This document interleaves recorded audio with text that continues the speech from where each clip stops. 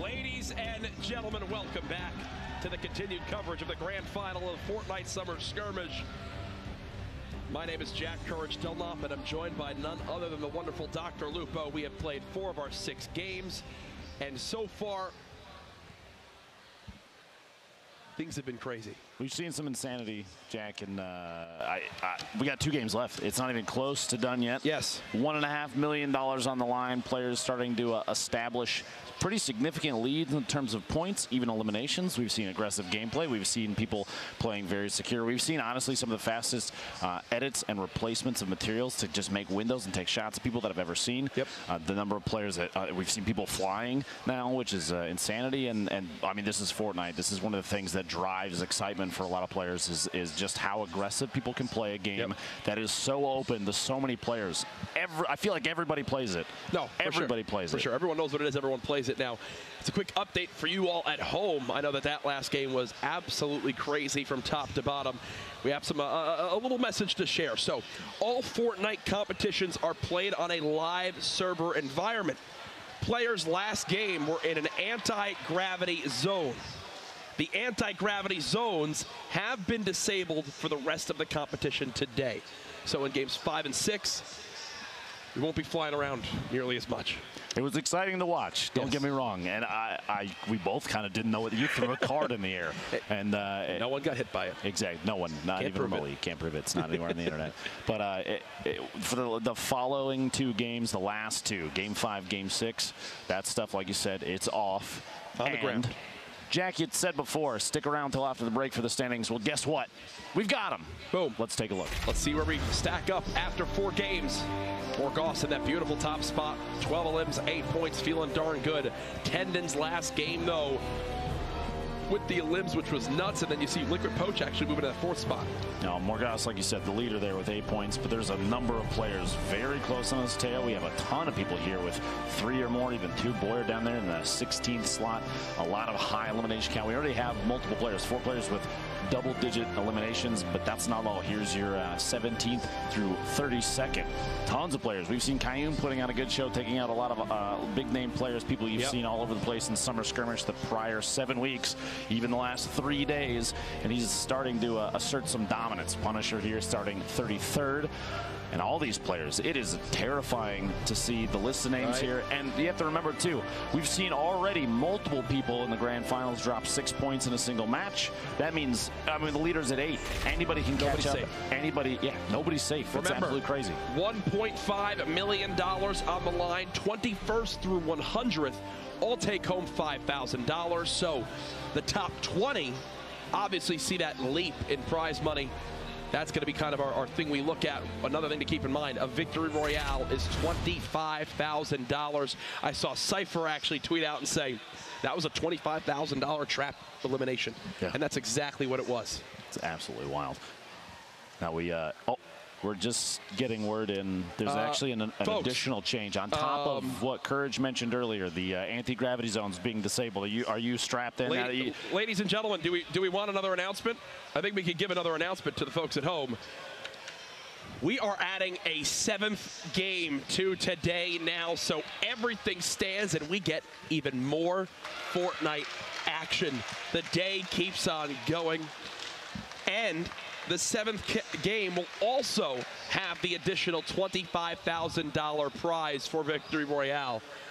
the insanity so this day of just keeps getting better and better, folks. Yet, Jack. I'm loving this right now. I might miss my flight later. I don't even care. Let's keep having a good time. 3 games left now. We're going to roll into Game 5 before too long here. But 3 games. That's, like you said, an additional $25,000. Yep. I think anybody that might have been confused, thrown off by the players flying through the air, like we were. No, I mean, you saw it on our faces. That was crazy. They get another shot. Game 7 is going to come up at the end of today. What a way to go out today, too, man. I'm loving this, man. The storylines keep building. The interview with Aiden and Nick Merckx was hysterical. A lot of respect from them. It's a rivalry you love to see. Everybody here loves to see it, too, right? Sure. Can we make some noise for these gentlemen? They've been getting into it as well. It's been awesome to watch. Definitely becoming fan favorites, players making a name for themselves. This is absolutely the biggest spectacle at PAX West this weekend. A fully at capacity Fortnite booth with the grand finals of the summer skirmish. Obviously, this is like just the beginning for Fortnite competition and what's to come. I can't wait for more announcements. Obviously, Season 6 right on the horizon. Everyone wondering what's happening with the Cube. You've got the new limited time mode coming out next week. High stakes, all the new skins. It's a darn good time to be a fan of Fortnite, I can tell you that much. Jack, from one friend to another, if you don't put up a good grappler montage clip, literally the day that you get home and play, first game, literally first game, I'm going to remove you from my friends list. I'm sorry. Well, all right. No. I won't Please really. don't do that. I would never do that. Are you kidding me? I'll yell at the end of it, and it'll be uploaded to all social media. So of course, absolutely. That's the only way you play It's what you do. Yeah, that's literally my job. We are getting into Game 5 here very, very soon. Appreciate your patience as we got all things sorted. As you can imagine, after last game, some people wanted to have some chats about exactly what occurred, but there's all our players now. They've been told there's a 7th game. There's another $25,000 up for grabs, the Victory Royale. Everyone loading on in. Nick Merckx getting the headset ready as the crowd gets behind him. Top boy there on your screen. Nate Hill right next to him. All these players. It's so many people to keep your eyes on. There are a number of players too that we've discussed multiple times that were stars for the qualifiers before this. We have not seen put up a big show per game yet. We've got 4 games down, 3 remaining though, which means it's still anybody's game. Yeah. We can see multiple 6-point games still, as we've already seen in the first 4 matches. We've seen some crazy plays, some really good shots from players, some predicting the way that other players are going to play, the movements they're going to make. I love seeing that kind of stuff come out. Yep. And I believe we're going to get a quick reset on the lobby as one player wasn't connected. So we'll go ahead and get that all sorted before we hop into Game 5. A lot of people talking after that last game about everything that obviously went on. Hashtag Summer Skirmish online. Just crazy to see just how many people are watching this. I mean, you mentioned to me some figures of people who were tuned into streams. Over 700,000, I think, on Twitch alone, and that's not the only place it's being broadcast. It's incredible. It's a lot of absolutely people. incredible. That is a lot of people. A few, yeah. For everyone during the break, one funny moment that happened was, if you missed it, I threw my card and actually hit wonderful lady. He did not actually. In the back of the head here. She's not suing me. I did give her a bunch of exclusive PAX codes for the spray in game, but funny moments like that.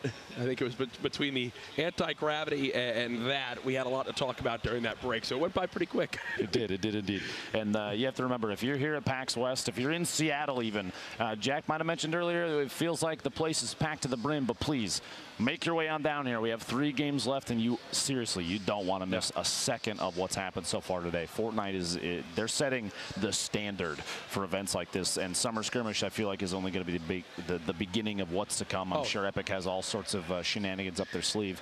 The competitive scene is only getting started. 100%. We've got all sorts of, like you said, we've got a new mode coming down the pipe here. This is only the beginning too. We've seen a trend from them even at events like this, like PAX and everything before this. We saw the Pro-Am at E3 was outside in a stadium. Yep. This is only the beginning. There's so much more to come. No, for sure, and it gets me excited just to think about the future. Either way, we talked about it a little bit earlier, but to look back at our games so far, we mentioned how every break of these games, we can basically just wind up seeing exactly these same players fighting because they're all landing at the same areas for the most part. You know, we were looking at Aiden and Nick fighting in Tilted, Cryomi as well as Saf fighting at the top of Viking Village, Hysteria getting into engagements down in Greasy. Now going into what's going to be the 5th game that these guys have played against each other. it's getting to a point where you can almost land and know, okay, this guy's going to push me from this area in the next 15, 20 seconds. This guy's going to be in this building. I'm wondering if we see any strategies change now to kind of make it so they can potentially get the drop on their opponent that lands near them in their drop zone. Well, some of them, like you said, I mean, Aiden and Nick Merckx, we'll use as an example. It's been a spot, like a highlight moment every single game thus far. And Aiden, the 3 of the 4 games so far, there you see him on the screen right there. Both very, very kind to each other in that little interview. But I'm sure Aiden is thinking, yeah, right now I own Tilted Towers. Yeah. Nick, I dare you to come back here. And that kind of confidence, that's going to help him. Whether it's accuracy or positioning, he's got, well, seemingly he's got it all so far. The window peaks, everything he's doing. He even at one point he said, "This has got to be a PC player that I'm playing against." And lo and behold, no, it's Nick Merckx, another one of the best controller players we've ever seen. And whether he's losing to Aiden in these engagements or not, the fact that they're still they're fighting for that long, they're disengaging and re-engaging those choices. I think that establishes that win or lose in that 1v1. He's putting on a good show. Yep. He's very aware of what's going on. I mean, there's going to be an outplay from him soon, I guarantee it. I think that kind of sums up Tilted perfectly, right? Like, there's so much already established building there that they're just navigating in and out of these corridors, using sound to their advantage, making sure they can kind of catch their opponents off guard, hide behind a wall, third-person perspective it. Either way, it shows just how much these guys land there. They've been the big talk of the town so far. Nick Merckx giving fist bumps to everyone around him. Definitely someone who likes to promote so much positivity in the community, which is great to see. The other big names here so far today, right now in that 4th spot we saw in the standings was actually Liquid Poach. He's the highest in the standings right now who don't have a Victory Royale. Who doesn't have a Victory Royale? So the 3 above him all have actually won a game. Landjock, who is our other player who's won, is lower on the standings. But Poach showing just how quality of a player he is, Lupo, to be that high up without having a victory yet. Now, I'm looking forward to see players that dropped like 10+ eliminations in a single game. Animal Tylers, I want to see them show up and play that aggressive gameplay that they've played in the past. There's a chance that maybe right now we've been through 4 games, and maybe before this they were playing a little timid in comparison to what they had done during the qualifiers. It could be the pressure. All these people watching and the number of players that are around them that are extremely competitive. Speaking of competitive players around them, the drop is coming soon, Courage. Are you ready for Game 5? We go.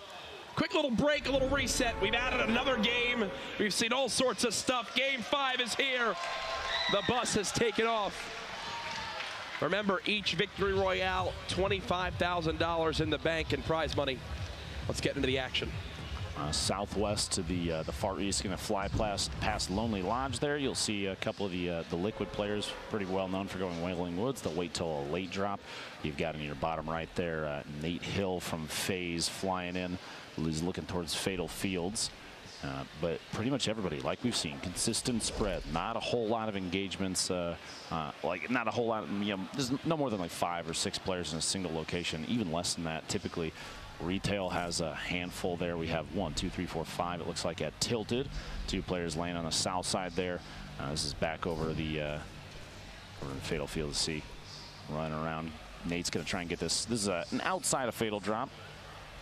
Full shield, a good pickup early. He's got an AR, some bandages. Nothing. I was literally about to say nothing up close. Picks up an SMG. A decent kit early. You'd want to look for a shotgun, but I'd like to point out, Jack, that the anti-grav shield, the bubble is there visually, but just so everybody's aware, the effect itself has been disabled, like we said. So don't worry about the fact that you can see the bubble. Again, it's not engaged right now. Now I just want to go home and fly around the map. I do. turn that into a thing. Either way, here's Ranger, who's got a tactical shotgun and a rocket launcher. Interesting loadout off the break. I think he realizes that as well. When you have the rockets, it's so key to get that high ground established right away. Rockets so much more lethal when you can obviously shoot down onto your opponent with them. This is Saint, who continually lands near this Greasy Grove area. From my experience in previous summer skirmishes, no, he's been clingered. Remember, clingers do flat 100 damage, so thankfully the shields will save him, but he's got to try to disengage, and he only has 2 builds. This looks like it's going to be a disaster for him. Looks like he got potentially a little distracted by looking for Nice down underneath, and Bowman took it. Yeah, it was Bowman from the backside coming up from the south, chucked that clinger. But Bowman now focuses on Nice inside the building. And another! Player 4 is into the match.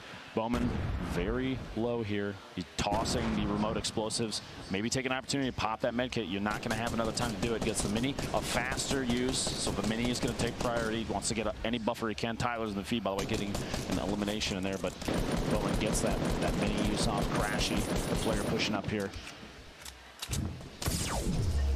Oh, Nice with the eliminate of Bowman. Crashy's got to follow this up quick because, I mean, look at the health he has right now. 200 HP. That was his last build. He's got a great swap combination between that heavy shotgun and the drum gun, which still has a full clip, and there's all sorts of loot down low. Saint dropped the rocket inside through the building, explodes. Oh. Nice. So now this is from the outside. So Crashy may not realize if that was Saint from up top of the hill. The player inside, he knows is gone now, but he's got to try and figure out where it came from. Saint sliding down for a little bit of fall damage there. This is Aiden back in Tilted Towers. Look at his first elimination. Catches Kairos off guard, both dropping on top of the big red apartment building. Comes away with a purple AR too, which is really good pickup, but it doesn't even matter. Look, he already has a gold AR. He's going to push inside with his chest, and the hope for shield, and I think he just pulled one right there before it got away. Interesting. This is probably the first game where Nick has actually reached max shield before Aiden. I think Aiden will catch up, though, here soon. Ecstatic, the typical third party in Tilted. Here's your leaderboard for right now. Aiden with an elimination there. If we get sorted by elimination count. Morgoth, though, you see the score. This is your leaderboard sorted by score on the far right side. Morgoth was at 8, Blind. Second place is 6, Nate Hill, Aiden, Bizzle, and Saf rounding out that top 6. Already 500 material. Such a good match. 3 remote explosives. He's got a swap weapon and upgrades his shotgun. And just for everyone at home, when we say swap weapon, we're talking about the submachine gun. So you can take the pump shotgun shot, and then because there's that delay before you can fire the second shot, instead you swap to a spray weapon, whether it's an SMG, a drum gun. Some people even just use an assault rifle. That's all you have. You know, you got to take the opportunity. The reason being, during that cooldown period after you take a shot, you can see it. Swaps off, and now he's tag right there. The FPS knowing exactly how to utilize that timing, basically the right amount of AR spray, and then swap back to the shotgun to try and go for another shot. Shotguns hit so hard up close. In these up close fights, every single point of damage matters. If he's accurate, he's in the right amount. He's the right range away before damage drop off takes over. The timing on that can be key. It could be the difference between a one shot and maybe your opponent spraying it down while you're trying to get the shotgun shot off. The FPS is, instead of building himself, he's just going to reset to the high ground. And he's dodging these clingers, so it looks like he's kind of read his opponent perfectly. Alpha Amon's just inside the build and brick.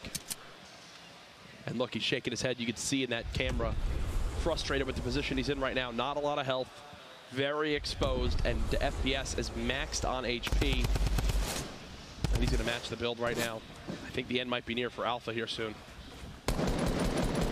Alpha pushing up against the top down on, trying to get the jump shotgun shot. FPS kind of layering away. He's got multiple layers there, basically right at the perfect spot to lay a floor back up a step, lay another floor. So there's multiple wood platforms between Alpha and Amon's deciding to go for it. He's trying to get the top down. He's got to hit big shots here. It's 100 HP, 100 shield on his opponent below him. It's almost to a point where like Alpha has to hit like a snipe headshot or something. A ridiculous scenario he finds himself in. The FPS just rotating all around, bouncing. Looking for that perfect. It's also a thing where if you're the FPS, if you're wondering why he's kind of playing this slow, yes, he doesn't have the high ground, but he almost doesn't want to take any damage either. Right? He knows he's got a heavy advantage, but he's looking to just get that perfect opportunity. Now might be his chance. It might just be time to spray this player down, shoot that top left structure, and it might all fall. He's got it looks like there's 2 connected points. If he goes for it, which is exactly what he's going to do, he's got that the arch, the half arch is all that's holding it up, and here it comes. Alpha's got to drop down and save himself with a build. Lands on top of the building, just barely got down fast enough to not take any fall damage, but he's still basically one shot at this point. One pump shot is going to be all it takes. Which catches him in the corner, and there it is. First elimination for the FPS. An excellent set of plays there, choosing just the right time to push. Here's another side of the map. Ripmate. Not much useful weaponry in his inventory. What? An 82. I take back everything I've ever said. Catches Landjock, our first winner off guard there, Takata. Right here in shifty shafts, jump around trying to get the top down on his opponent, drops in and a big hit, 2 HP left for crashing. He does have a med kit and minis, so he's still, you know, give him 20 seconds. He's back to 150. No, Fade went to drop the Portafort and it actually spawned above him, so he wasn't safe. It's so key when using those Portaforts, especially on uneven ground, that you jump as you activate it, so you land above the layer of the Portafort. Here's Aiden at only at 100 HP. Seems like he's been tagged up quite a little bit. Who's nearby? Nibs is nearby. Marksman's nearby. Ecstatic is here. No idea if Nick Merckx is still in this game or not. We'll have to get you guys an update on that. Looked like he might have still been inside the big gray tower that he tends to. If it's anybody in there, it's going to be Nick. But once we can see that, we'll let you know. But this might be the busiest tilted we've seen in quite a while. And this is the first time I think we've seen Aiden decided to back out. Maybe too many people. His loadout, though, no shield, not a whole lot of materials, but a gold AR, a gold heavy shotgun. Yep. Train here. Wonder if he's going to try and hit a big deagle shot on this. The purple hand cannon. Top boy dropping down. Looks like he got an elimination on blue T in the feed there. He's got a revolver, as you know, from the most recent developer update. That'll soon be vaulted here in Fortnite. So a little homage to our soon-to-be lost friend. Oh my God! He just killed himself. Is just going to run away from that fight. What is this? What is this zone? What is this zone? Literally half of it is out of play. And that's a mountain right there, too. I get so many bursts. I don't know that's one of the tallest mountains in the game, right above Flush Factory. You see somebody hanging out way north, way outside the zone. Nick is still alive. Nick is still alive. Zero limbs yet, just playing very passively. Luke. Nibs is running out. Everyone's fanning on out of here. Nick's Towers. Make the MFM proud, Nick. He's got to try and he just kind of needs to buy his time.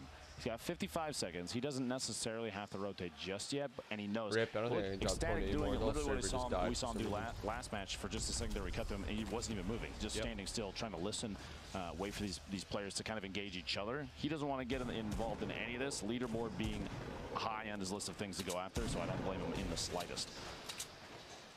Nick.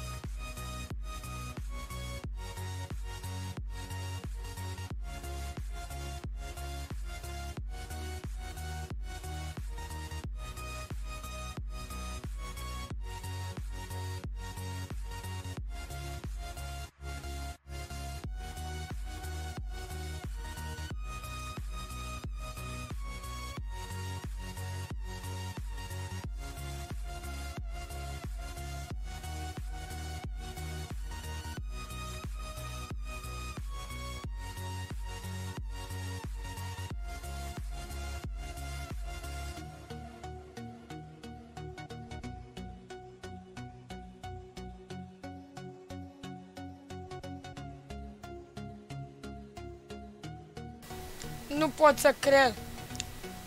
Eram pe mute până acum. LOL. Ha. Salut, băieți. Acum auziți. Ce ratat sunt.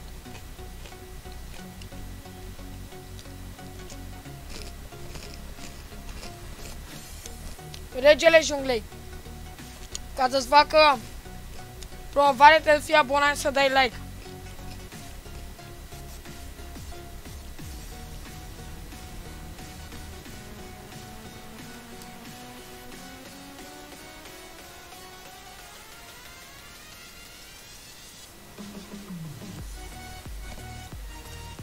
LOL.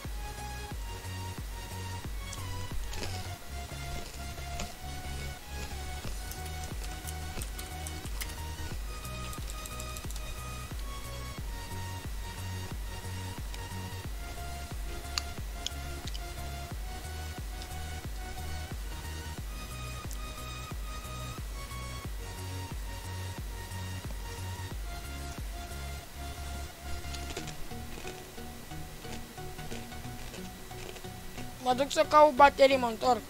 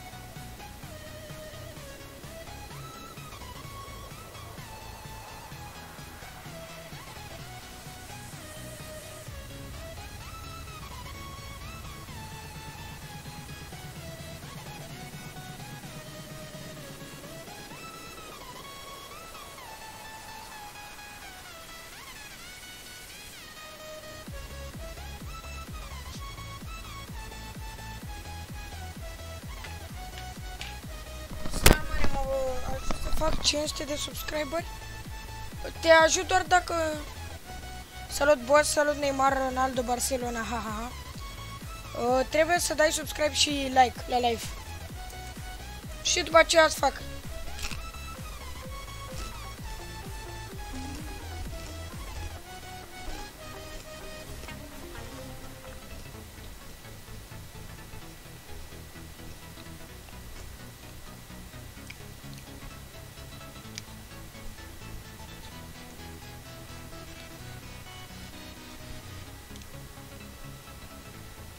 Așteptăm.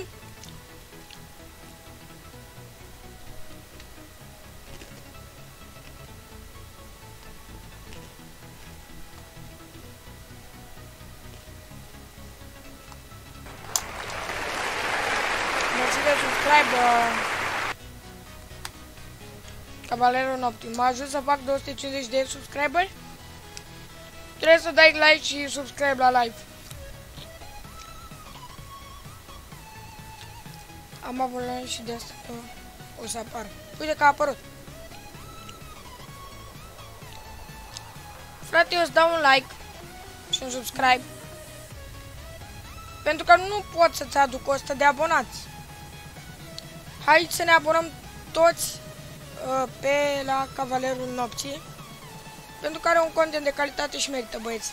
Hai toți să ne abonăm la Cavalerul Nopții.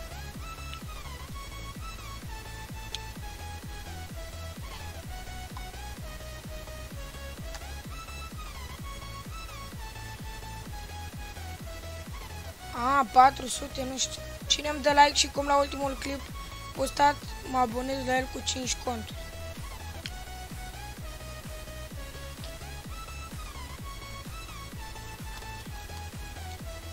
Ați auzit, da? Abonați-vă la el, frații mei.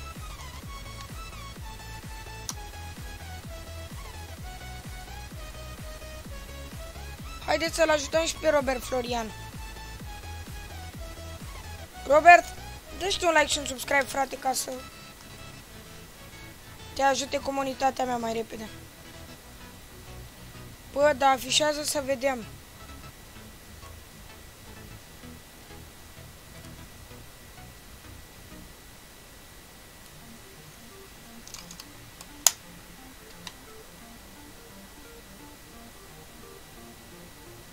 Nice, merge controlul.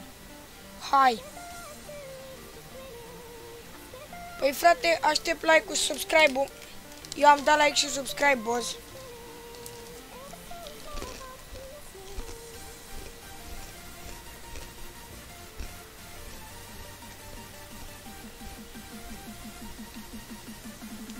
Nu, n-ai dat.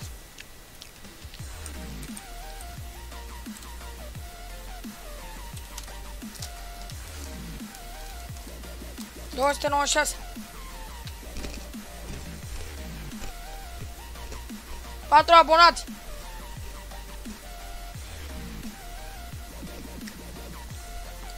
Lasă, nu ai înțeles, vai de pula mea. Aia e, frate.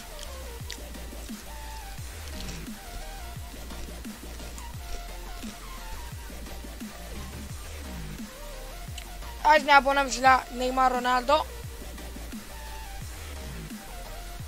Toți dați subscribe la el, băieți. Merită.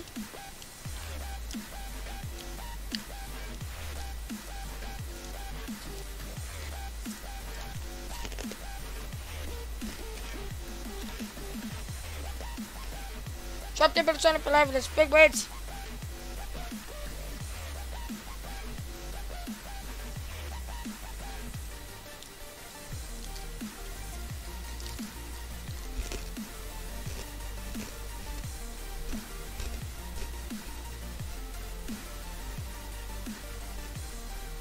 Patru abonați, hai, hai. Și facem 300, băieți. 8 persoane pe live, respect.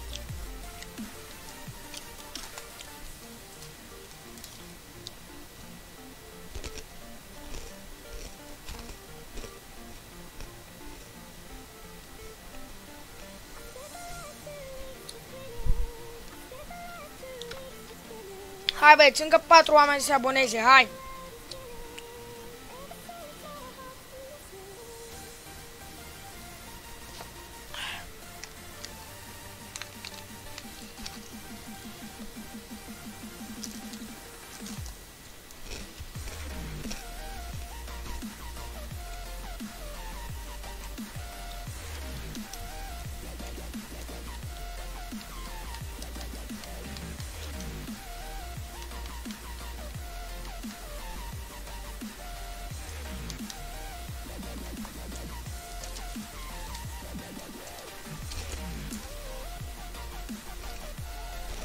Sunt live cu promovări. Mersi, boss, pentru promo, te pup, respect. Cu plăcere, frate. Sunt live cu promovări.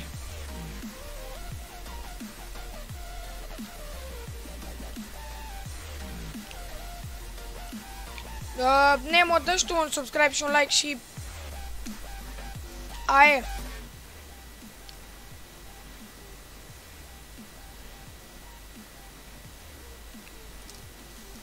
Cineva face troll.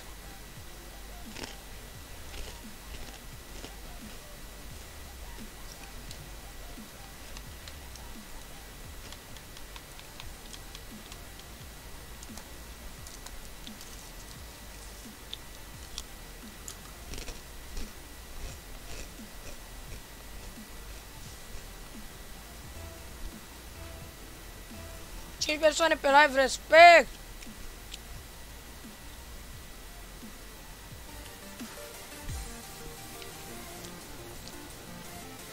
Hai, vedem dacă câștig și eu meciul.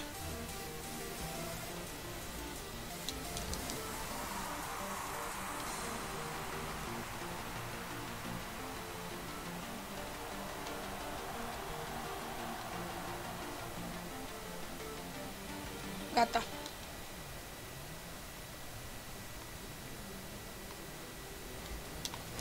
Oh, God.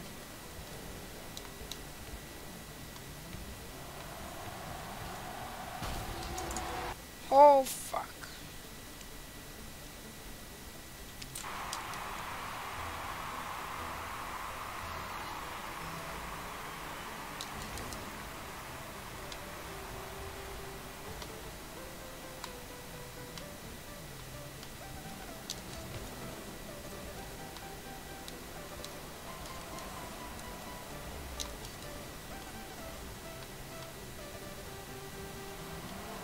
Mamă.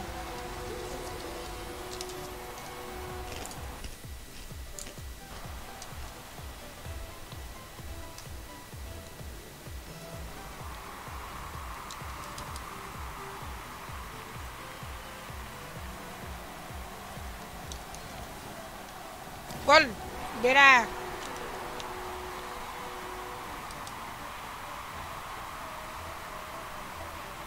Trebuie să-l câștig, să mă dedic. Pentru voi, mamă și tată. Să le arăt la oameni pe liveu că pot să câștig eu. Dă pe lângă, băiatule, dă pe lângă.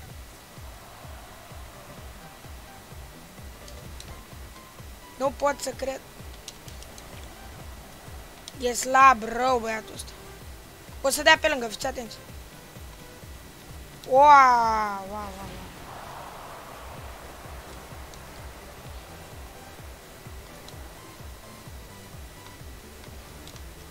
N-am boost?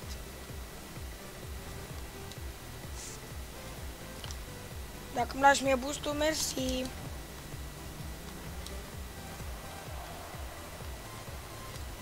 Aoleu.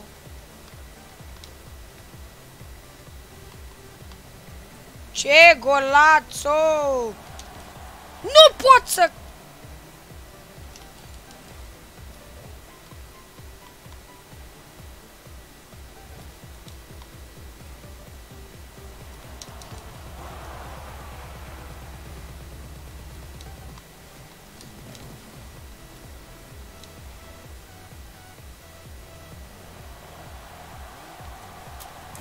Nice.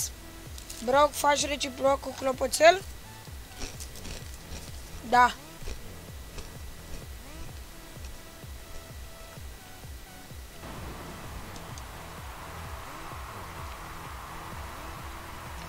De ce nu?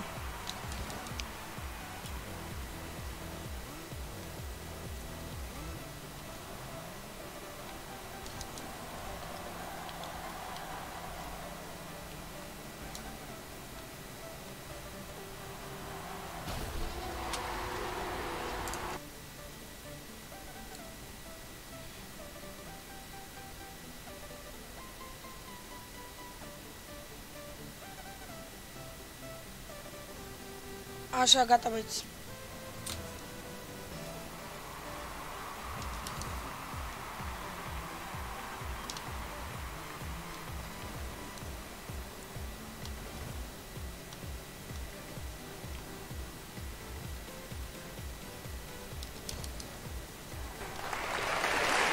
Mersi de subscribe, mersi. Oh, fuck.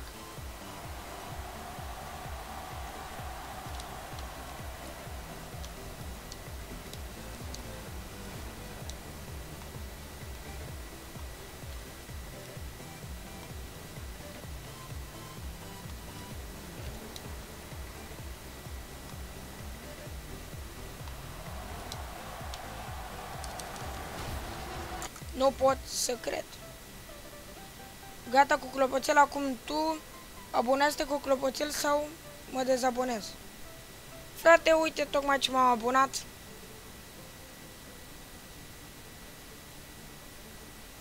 Gata, m-am abonat. Și am dat și cu clopoțel, frate.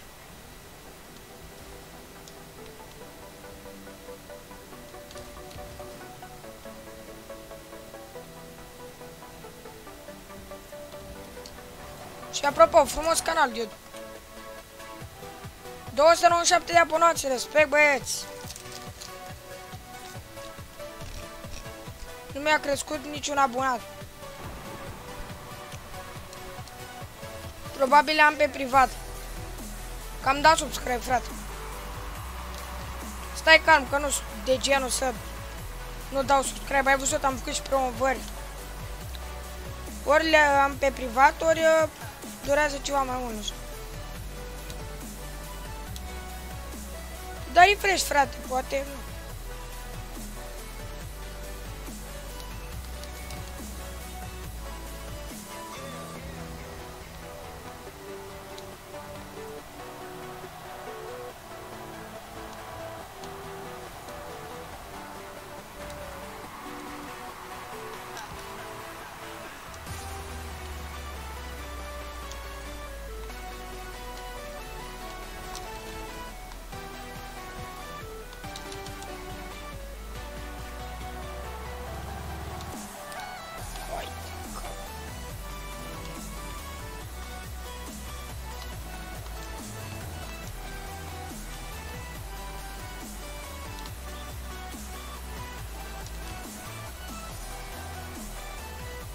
Doamne, trebuie să-l bat pe ăsta.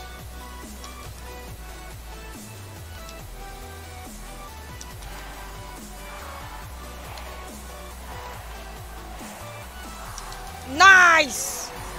Bine, mă. Vreau să văd că te-ai abonat. După meci, frate. Hai că poate-l și bat?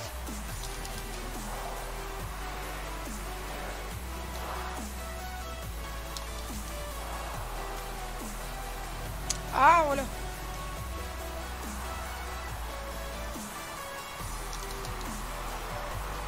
Nu pot să cred. Nice. Baftă. Baftă, băiatule. Firicele. Să bără Jackson a dat aminte.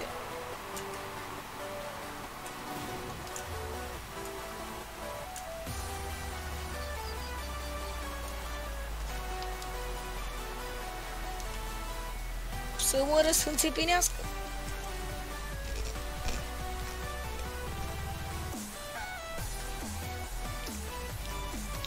Bronz 3! GG!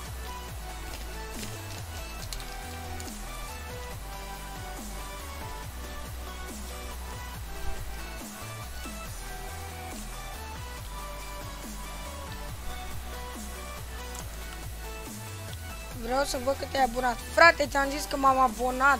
Ce ai? Tu te-ai dezabonat.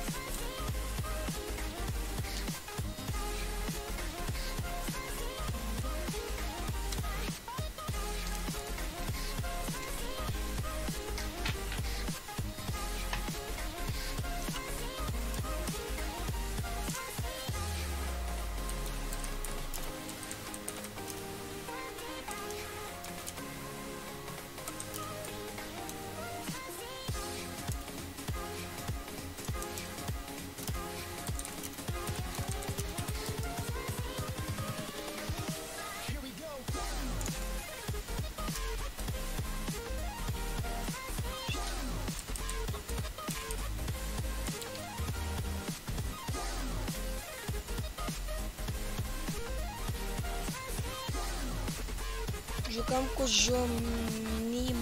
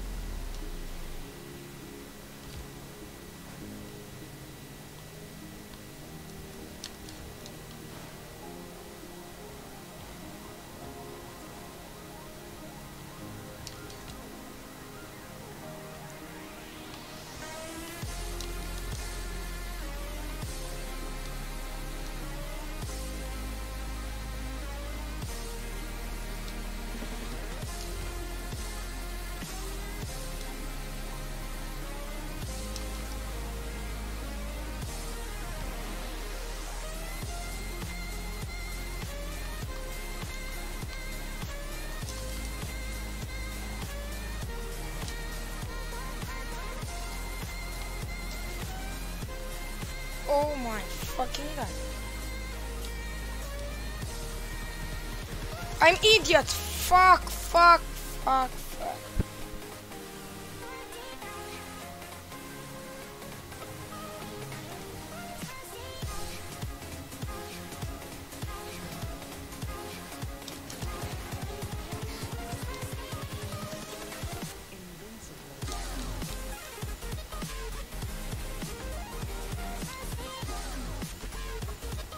Sheep. Oh god.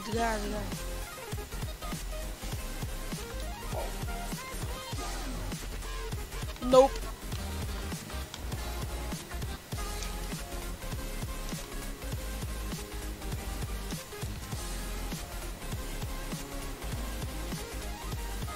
Nu te cred.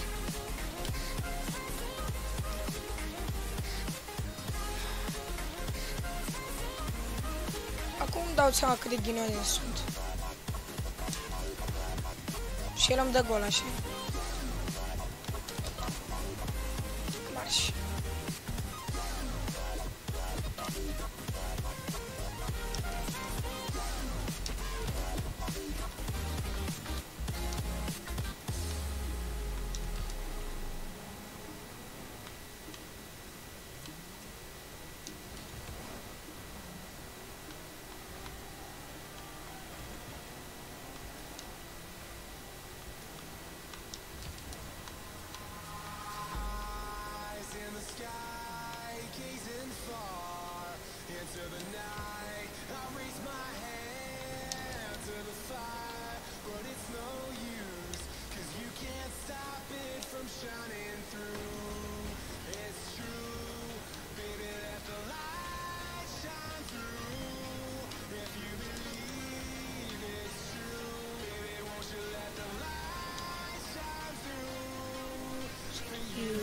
Do you know my fucking...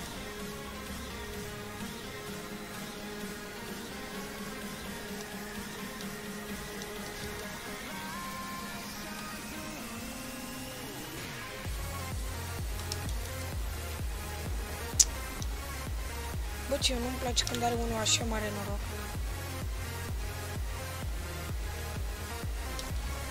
Neșansa, ne...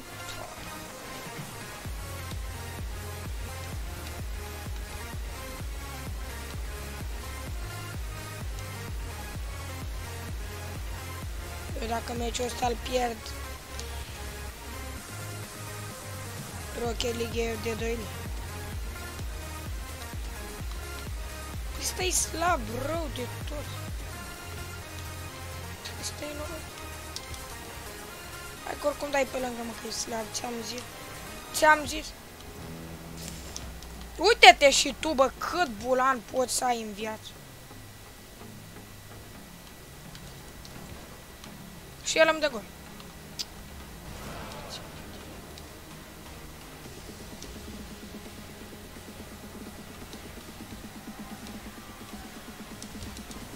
Du-te și lasă-mă în pace, dude.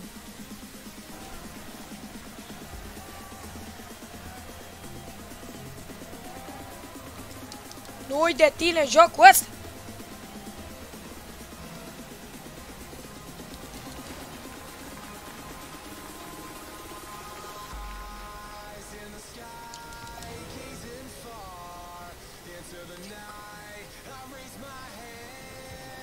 Poi, ce tare.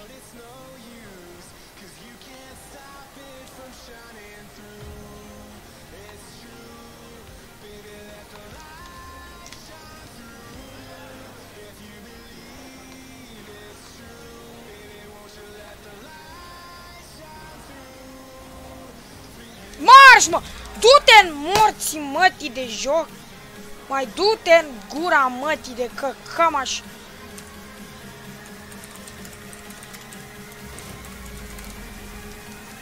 Pus morți!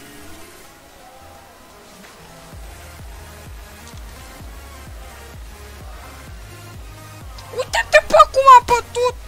Tu-s morți, mătii, rocherii! Tu-s familia mătii!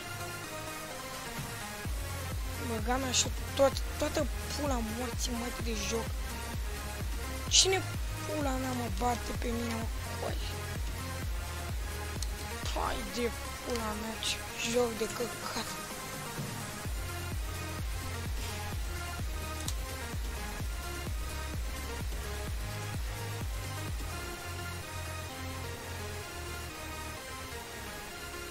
Nu-i șansa, nebulanul, nu știu. Cât ghinion poți să ai, mă, coaie să...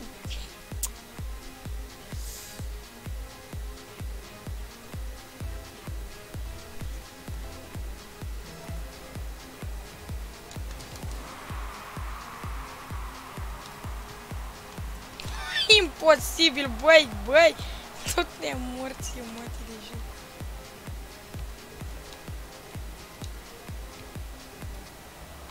Bă, și prost, mă, băi! Doamne, bă, cât bulan să ai, mă!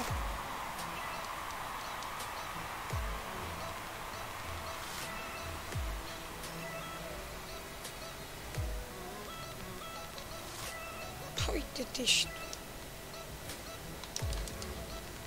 Te dracu de bă.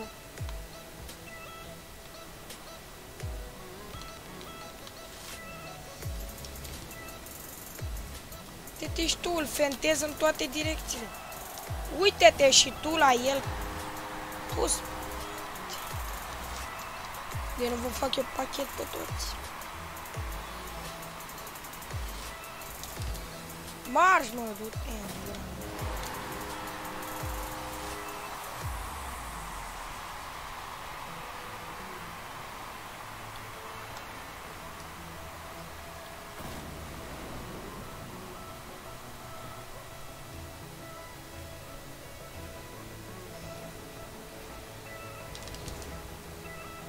Eu nu chiar cred că mie o să-mi facă un joc.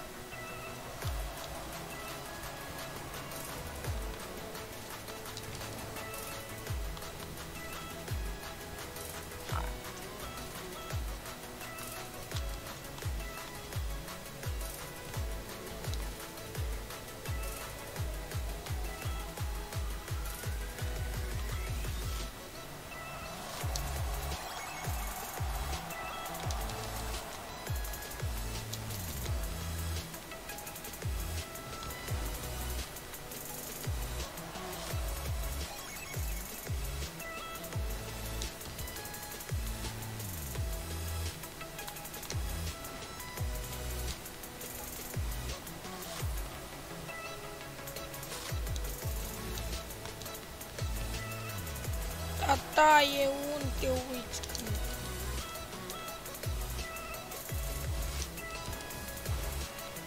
Pe felie am pus-o, uite-te și tu.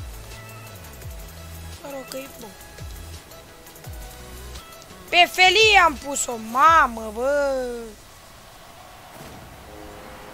Lasă-te de jocul ăsta, băi, că nu-i de tine.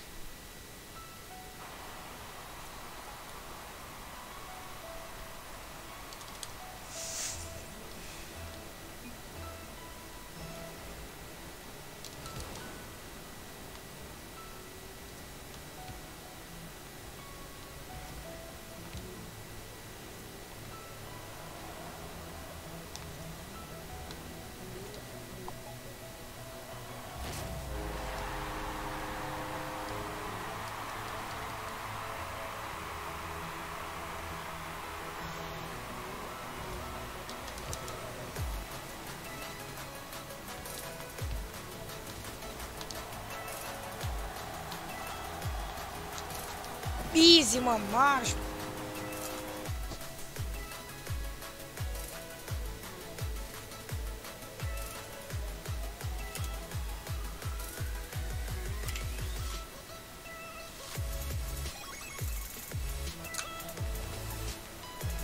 Respect, Kendama.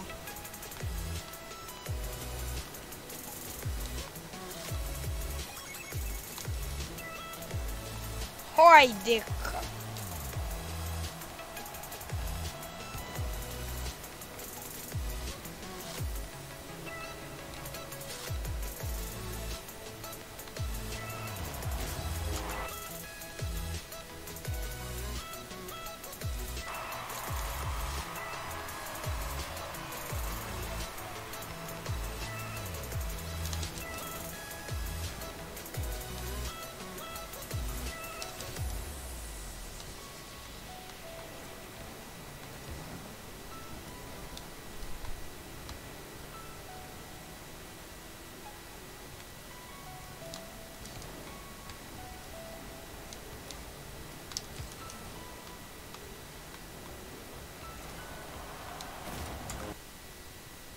Sal, cu ce filmezi? Flow Gaming filmez cu OBS. Frate, dacă îți place ceea ce fac, dă-și tu un like și un subscribe. Aș aprecia mult.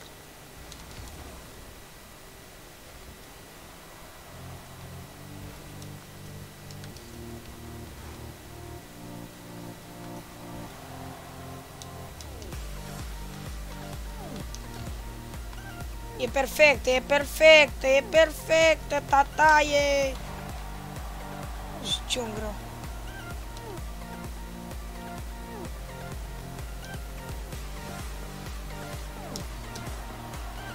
Doamne, bă!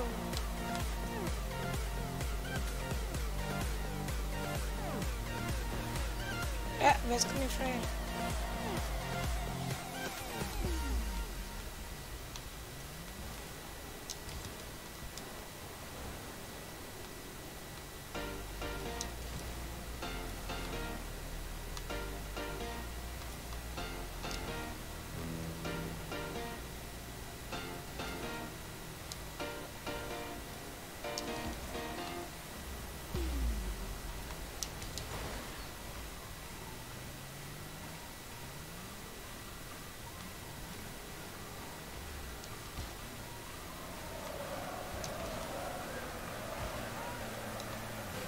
Mi-a dat gol. Sau?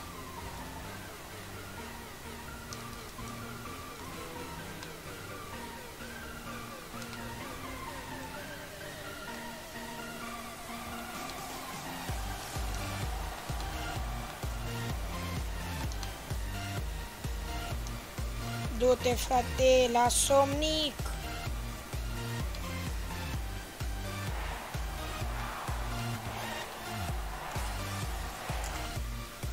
GG, îmi face promovare? Frate, dacă dai un like, un subscribe și ți-aduci și încă 2 prieteni pe live care să dea și like și subscribe, da. Mersi de subscribe. Flow Gaming, mersi mult. Level 33. Rocket Pass.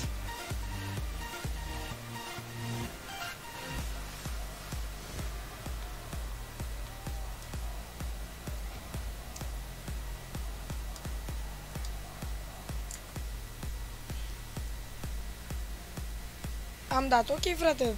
Aștept acum încă 2 prieteni de tăi să se aboneze. 297 de abonați. Vă mulțumesc foarte mult. Respect, băieți. Sper să fii activ, frate, dacă îți fac o promovare.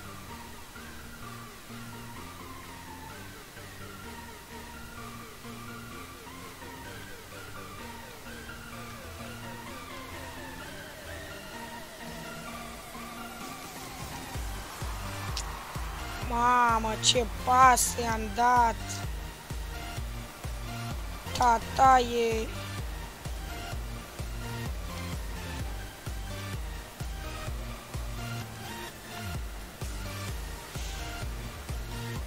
Bă!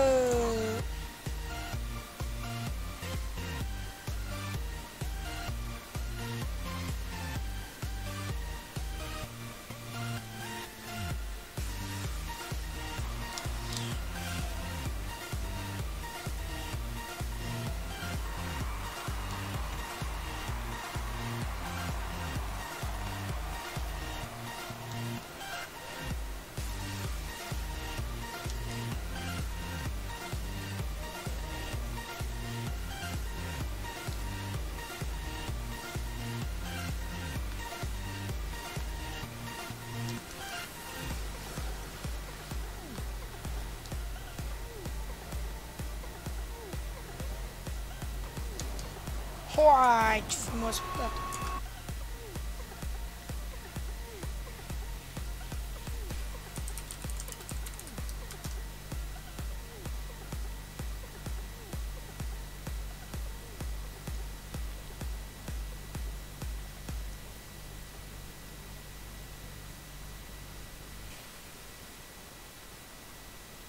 Mersi mult, Cristi.